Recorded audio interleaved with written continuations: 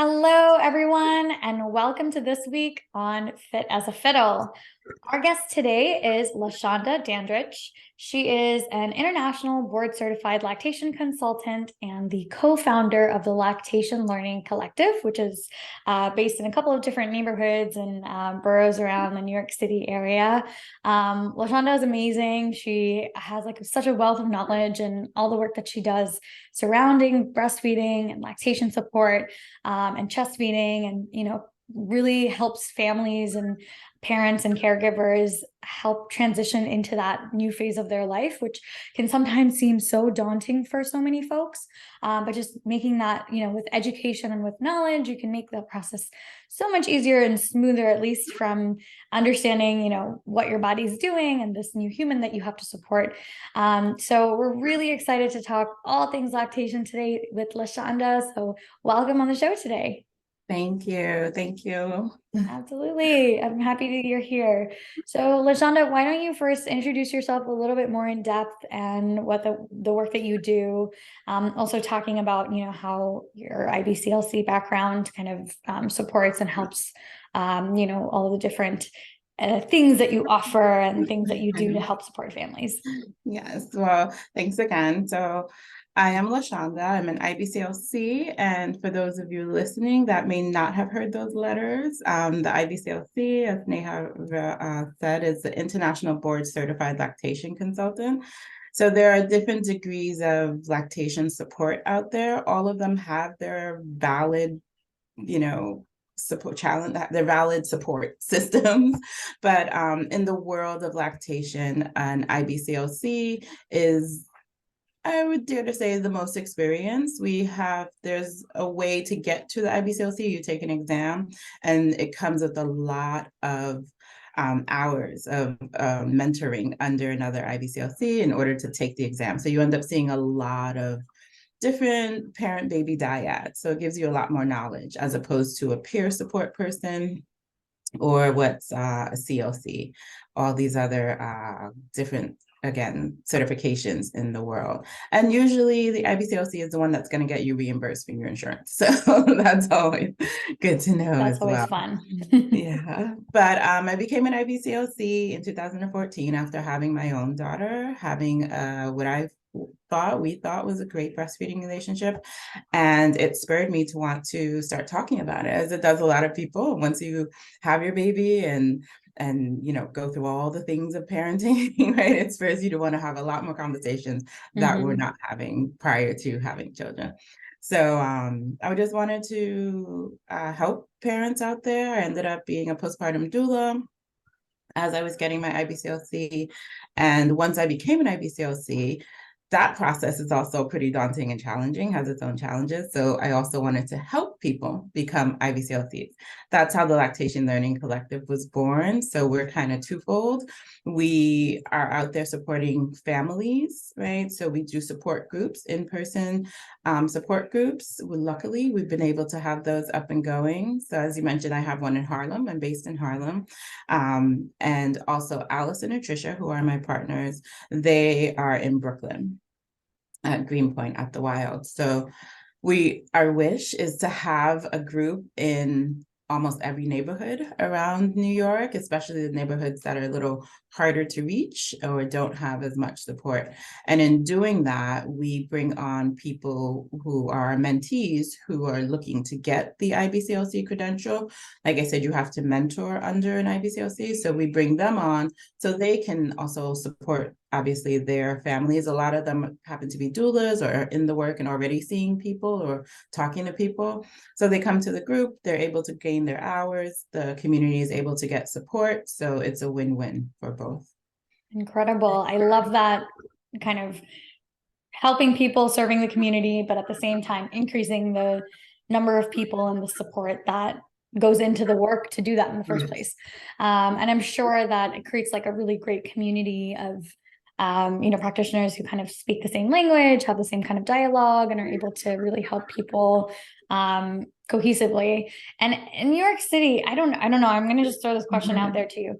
Does it feel like there's a different energy and a different kind of, I guess, are all the problems feeling like the same universal problems across, or is there something unique about the New York lifestyle and New York families that changes Um, everything? I would say, I mean, like obviously we're sitting here in New York. I haven't ever been a lactation consultant in any other communities. Well, with COVID, right? One of the kind of cool things is that I've been able to work with people around the world, really, because we've become virtual.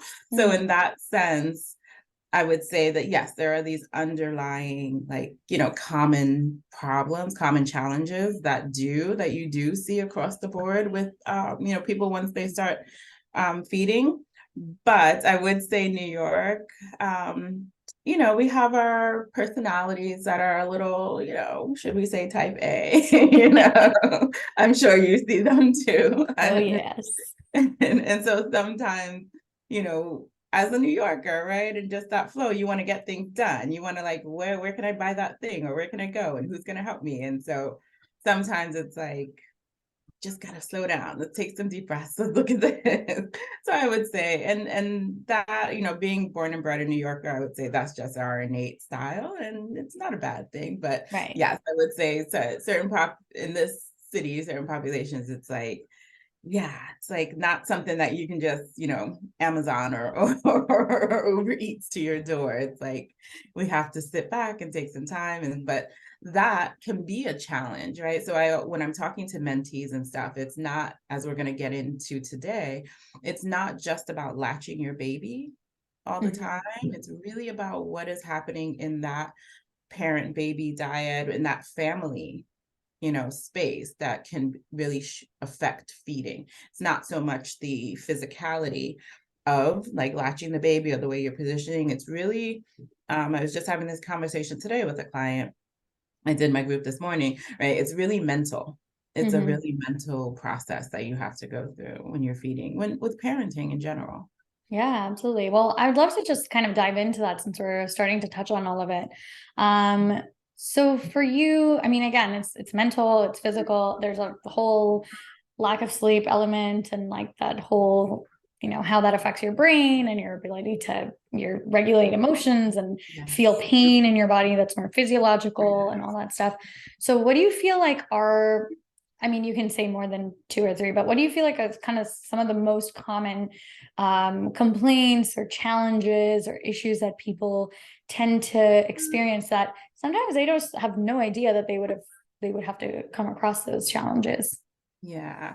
So the number one thing we in the lactation world experience is that people just don't know. And they're not, so meaning that they they've heard of it. They know from the sense of like what their parents may have done or what their friends are going through, but no one ever, not no one, but a lot of people don't take a class and learn like the basics, right? It's like, oh, this is just natural. My body is going to do this. The baby's going to know what to do. And yes, about 5% of that, but also the 95%, you should take a class. Yeah. So knowing what to anticipate, what's the quote unquote normal progression, right? What is normal human development with your body, right? Postpartum, what's going to happen and what's happening with your baby. So knowing that. And then the other things that can come up, like I said, it's not just about latch, but it's about how you're supporting yourself, in the sense of who is your village out there, who's going to cook for you, who's going to come and walk your dog, like these are the when people take a prenatal class with me, these are the conversations that I'm also having, and they're so shocked by that. But I think we mentioned it right before we got on, or you mentioned it a little bit too, about the sleep deprivation, right? When it's just normal that newborn humans feed quite often, and that's needed, right? They have tiny tummies, that's needed. But when you're feeding something quite often, when are you going to feed yourself or sleep, right? So when you're not sleeping correctly, when you're malnourished, your brain function isn't optimal, right? Your body function isn't optimal. So how are you going to support that? Right. And that is calling in people to say, can you come hold the baby, right? After a good feeding, like what is a good feeding? We talk about that in class too. And after a good feeding, you may have a little human that's not going to want to sleep in a bassinet with nothing around. I don't hear anybody after being held for 40 weeks, right? Mm-hmm. And now you're putting me in this space where I don't hear anything, I don't smell anything. What is going on? They may want to be skin to skin or be held, right? And so grandma can do that. Auntie can do that. Uncle can do that while you go take a nap, right? It doesn't just have to be you. Because if you are holding baby and you're making yourself in these awkward positions or laying, laying in a couch or a chair, which you shouldn't be doing with the sleeping baby, right? Those can contort your body and now you're in pain and now you're not getting restful sleep, right? And Mm-hmm. then those things start to build up and they start to compound, and then we're just not in a good space. So again, Absolutely. it's not just the physicality of latching a baby. That's what people are thinking about, like how to latch this baby, how much milk are they going to get? Is breastfeeding going to hurt my nipples, right? But it's really everything around that too that helps support that actual latching feeding moment.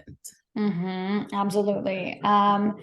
And then in terms of kind of the more like X factor situations that sometimes tends to happen to people, like for example, like mastitis or things like that. I'm sure there's like, we could talk about this for like 20 hours, but do you want to just give a sense to the audience on, again, like you just said, it's not just about latching, there's like a whole environmental thing to it. There's a social thing to it. There's sleep deprivation. There's so many factors that go into feeding a child and making that be like anything close to like a pleasant experience for you and that child. Like where your headspace is, what your expectations are going into it. I'm sure like how much time it takes. That's actually something that I think my patients tell me is like the most like the eye-opening thing for them is they're like, I just had no idea how much time this is, like a full-time job. Just Yes. breastfeeding is a full-time job. I'm like, Yes. yes. Yes. If you End had of taken sentence. this Yes. class before, you would kind of know the hours that went into doing this task. But anyhow, do you have any kind of like specific, more medical things or, things that you see as an IBCLC that you would just want people to just be mindful of or know of? Um, Medical things, I guess, in the sense of like what can occur when things go awry, should we say? Yeah, Should we use that yeah. word? I don't want to use the word go wrong, but Yeah, yeah, when it's I'm not always conscious of like perfect. my words. So yeah, the challenges that could arise, right? Right. So mastitis is one of them, and I talk about it in class in the sense that a lot of people hear that word and are Mm-hmm. so kind of nervous and terrified of it, right? Mm-hmm. But not everyone gets mastitis. Not everyone is supposed to get mastitis. Like it's not a common thing like, oh, you're going to get mastitis, right? So if you take a class, if you're latching really well, and we know the signs of what latching well is, then you can prevent going down that road of mastitis, right? But it's knowing what is the norm, right? Versus when things are starting to go a little bit out of the normal range, right? Mm-hmm. So mastitis tends to occur if we're not getting adequate drainage from the breast, right? And adequate drainage in the beginning is having your baby be super active while they're there, right? So a lot of people think, like I mentioned, oh, baby knows what to do. It's all on me, right? And as parents, moms especially, we were like, it's my fault. I'm supposed to know. But no, right? Babies have a job to do as well. And so we're really teaching them how to eat on this side of the womb. So they have a job in learning how to drain the breast very well. So when they're not latched very deeply, which they have to learn, right? They've never been on breast. They've been practicing on fingers, but they've never been having to open up so wide and have a lot of breast tissue in their mouth. Mm-hmm. Right. So learning that, learning how to be active, learning how to drain the breast for you to know what does that feel like? What does a good latch feel like? What does a good feeding look like? How do I know my breasts are softer afterwards? When Mm-hmm. they start to back up. And so we get clogs those are pretty kind of normal, especially in the beginning. You may feel that the breast feels a little lumpy in some areas, but they should really be feeling drained once you've had a good feeding or you've had a good pumping session if you're out there and you're pumping. So mastitis can tend to form when the breasts get too blocked up and there's not good drainage from a particular part of the breast. The body reads that as an infection, and that's when we go down that road, right? Infections, that blockage can lead to abscess, right? Those things, then we have to now get drained, and we're having to go to, a breast surgeon. So these do happen, right? This is why I connect with breast surgeons, I connect with physical therapists, I connect with massage therapists, right? So as lactation, again, people think it's just latch, but no, we have a whole resource list of other professionals out there because things happen, and then we have to then refer on to help that situation. So mastitis, thrush is just yeast on the breast. And that usually happens if they're like yeast grows in dark, wet places. So if you're leaking a lot and you're not changing your pads, if you have itchy nipples, that's another one that I talk about. But again, a lot of people think, oh, I'm gonna get it, or these are things that don't have to happen to you if you know what is the norm, right? And once these things are like, something's not feeling right. If you ever have that feeling of something just doesn't feel right, trust yourself, trust your body, and reach out for a lactation consultant. Yeah, absolutely. And I think one of the big things, and we talked about this before getting on the show, is instead of waiting for something to again go wrong or awry, quote unquote, it's just so important to have you go to a childbirth preparation class, make sure that there's lactation is such a big part of feeding if you plan on doing that. Again, this is your choice. You don't have to be breastfeeding, you don't have to be pumping, you can do whatever method. The fed baby is the best baby, or whatever the line that everyone's been saying. So you just want to make sure that you're equipped with this knowledge, and while you're pregnant is a good time to get that in, because once the baby comes, you don't have the same kind of time. Too late. I say this to my patients all the time. I love when I get somebody who's like, it doesn't matter, even if they're like 7 months pregnant and they come in and they're like, can you just tell me a little bit about this whole birth preparation and postpartum recovery? I'm like, thank you. They're like, I'm not like severely in pain. Like, yeah, I have like this and this going on. And, halfway through the session, they're like, oh yeah, I'm also leaking urine. I'm like, okay, so you have things that we can work on. But it's so important, because I'm just like, the knowledge, the information, the things that you can learn ahead of time is going to be so valuable to you, because I think personally that it just reduces a little bit of that anxiety and stress and tension if those things happen to come, and it's not so foreign and not so like, I've never heard these words before, I've never experienced. Exactly, because now having to have that education on a postpartum brain is gonna be a little bit more difficult.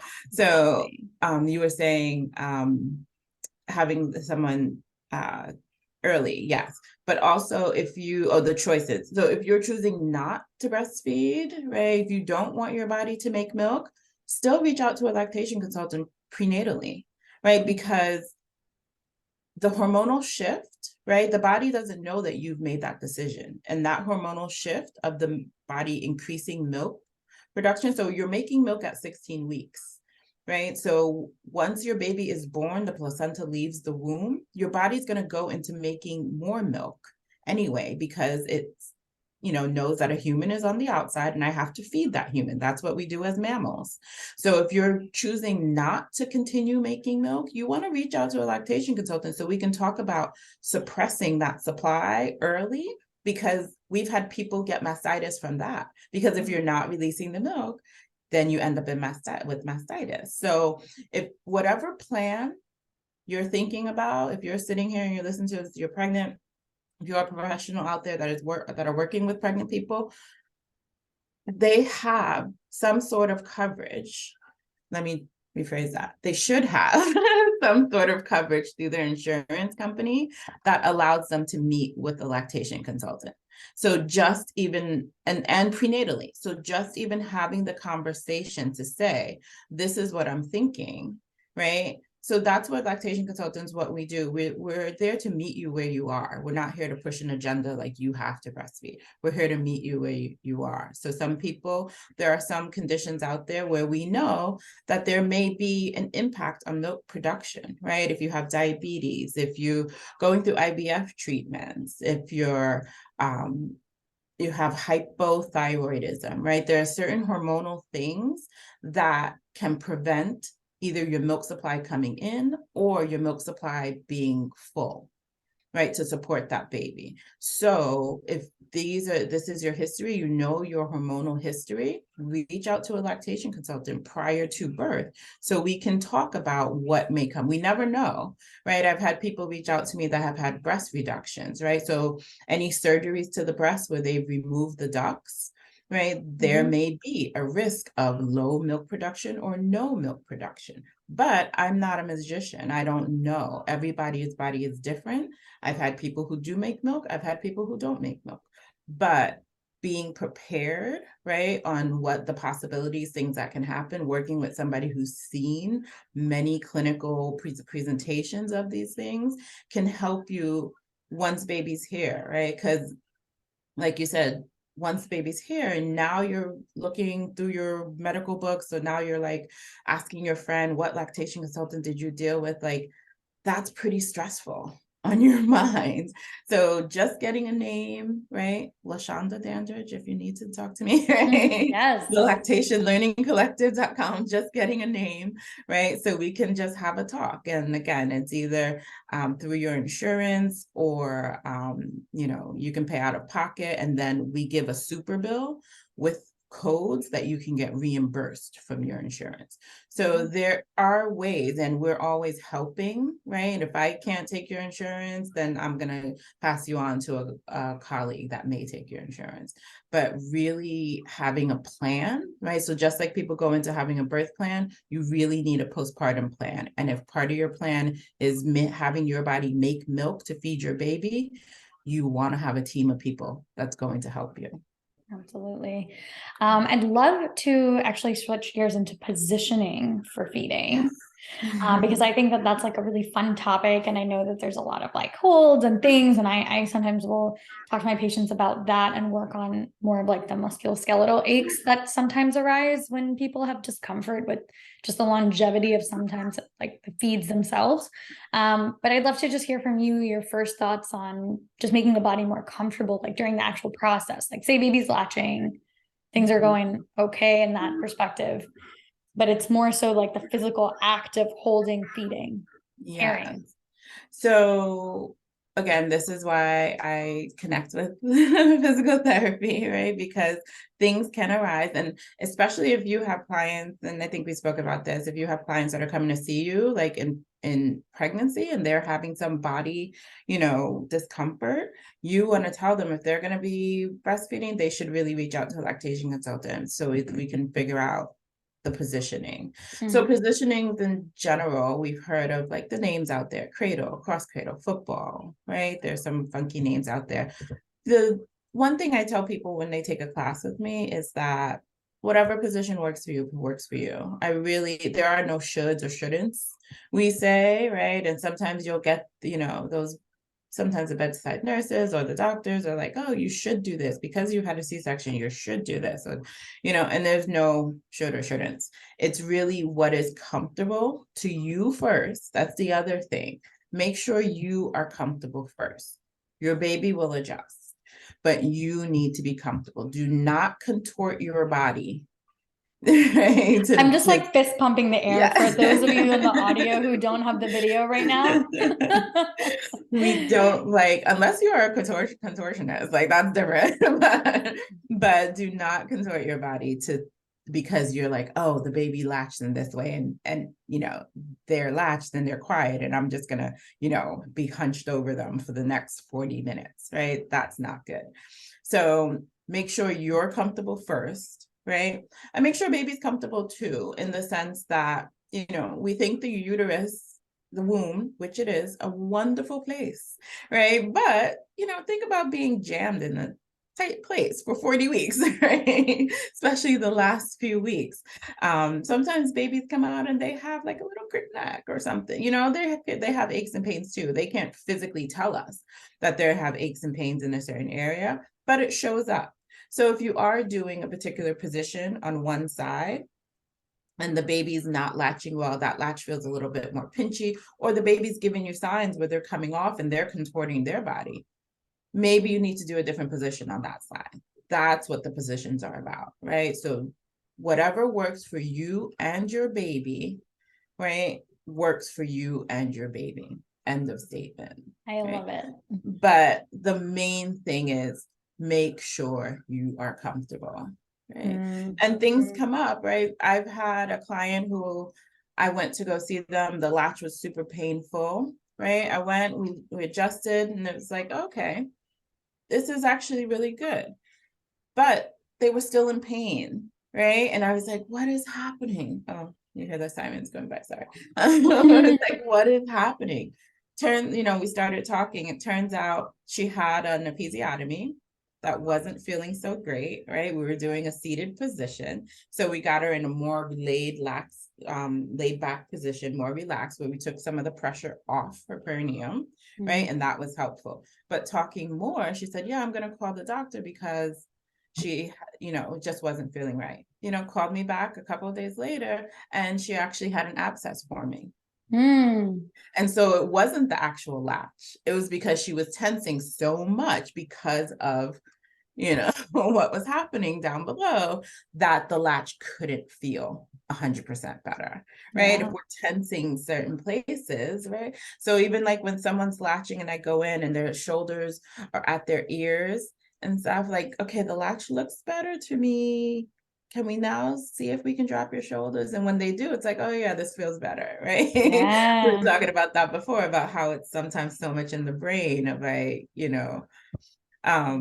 yeah, we have people who, like I mentioned to you, if you have people who are coming in and they have carpal tunnel, if you have a history of carpal tunnel, right? You're holding your baby, right? And so their head gets super heavy, right? That can start, and just from being pregnant, our ligaments get loosey-goosey, right? And so we've had people go back with carpal tunnel, right? And they have to wear braces. So again, I may leave there and like, okay, the latch looks great, but we're going to get you some brace. You should really talk to your PT, right? So you can get some braces while you're feeding that, or you may have to wear it in between feedings. And that is what was actually going on. It wasn't actually the latch, right? So different things that I often tell people, what I do sometimes is about 5 to 10% of actual latching.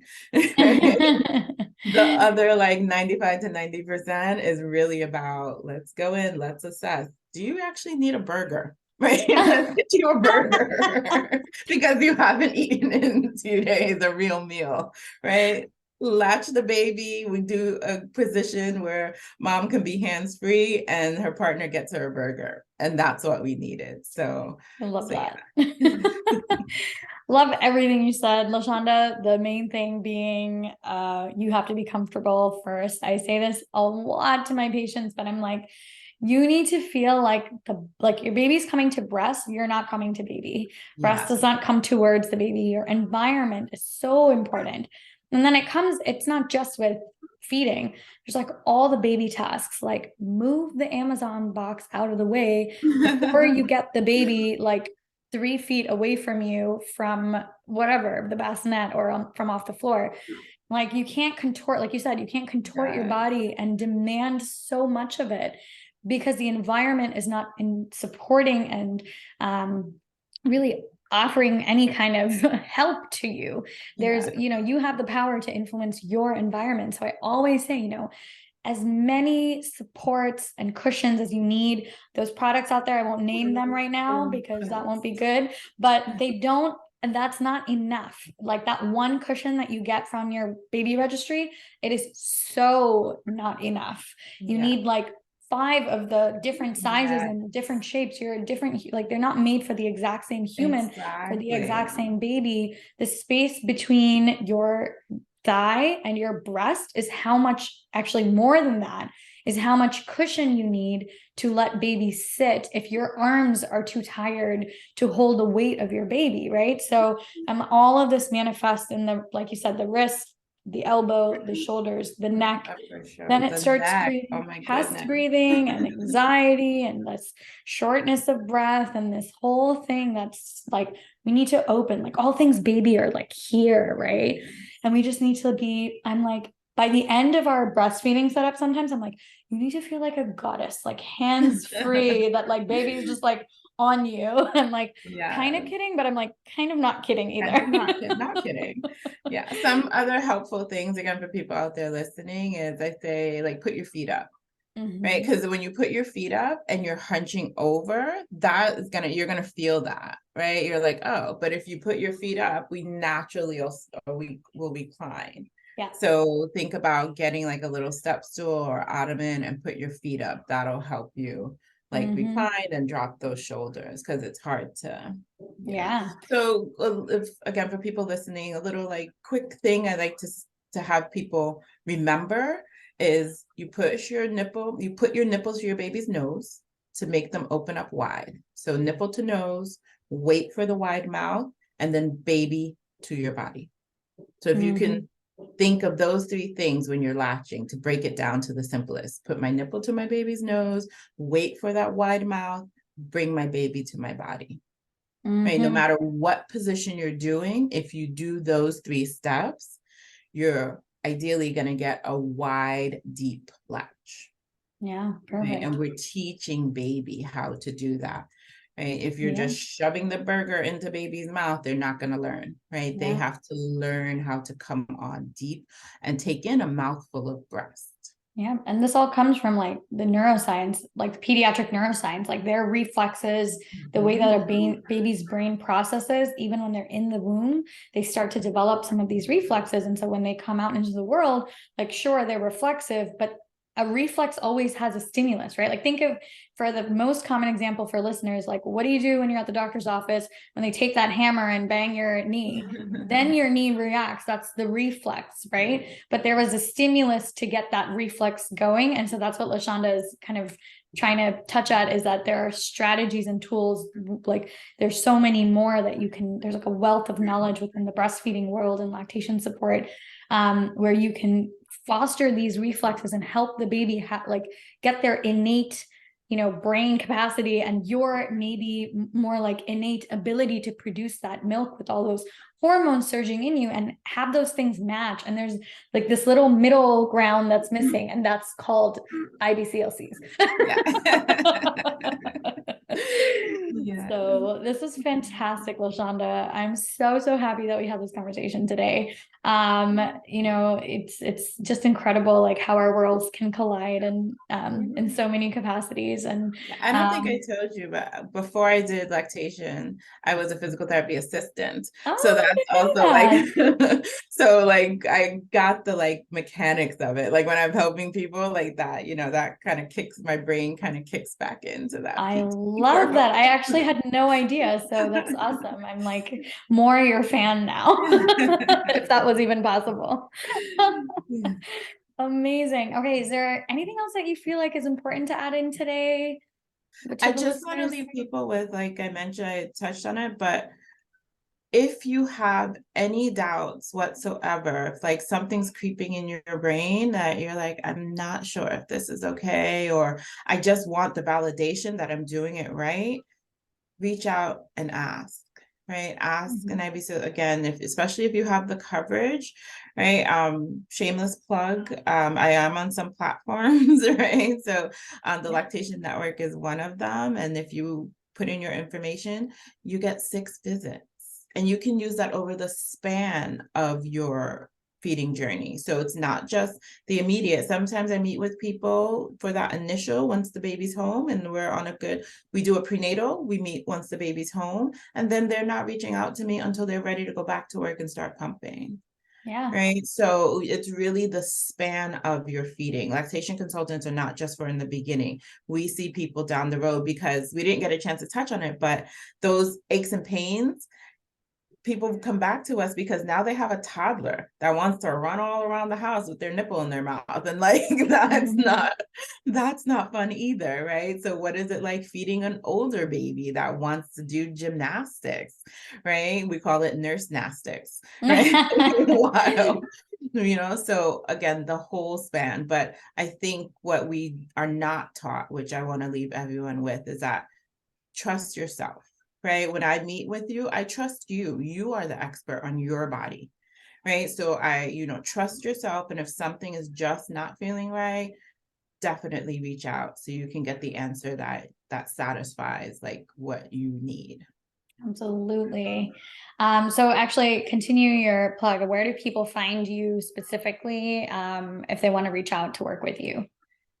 So Lactation Learning Collective, lactationlearningcollective.com. Okay. We have our classes on there. So sorry, not classes, support group. So I'm in Harlem. That's the only in-person that I do is my Harlem group. Trisha and Allison are in Brooklyn at the Wild, but you'll see those links on our site. And then I do virtual visits. Those links are on there too. So it's the Lactation Learning Collective for insurance coverage, or you can reach out to lactationmentoring@gmail.com. And if you would like a one-to-one, if for some reason your insurance doesn't accept, then we can figure out ways in order to, again, if you're meeting with any lactation consultant out there and they don't take your insurance, they should be providing you with a super bill that has the codes on there for lactation, and that super bill you are able to submit to your insurance company for reimbursement. Yep. There you go. Well, I'll drop all of those onto the show notes, and then your Instagram handle is also Lactation Learning Collective. So everyone go ahead and give them a follow there. But thank you, LaShanda, so much for being here. And thank you for the work that you do and for being such a great referral partner too for my patients and the communities that we kind of overlap in New York City. So thank you. Thank you. Thank you.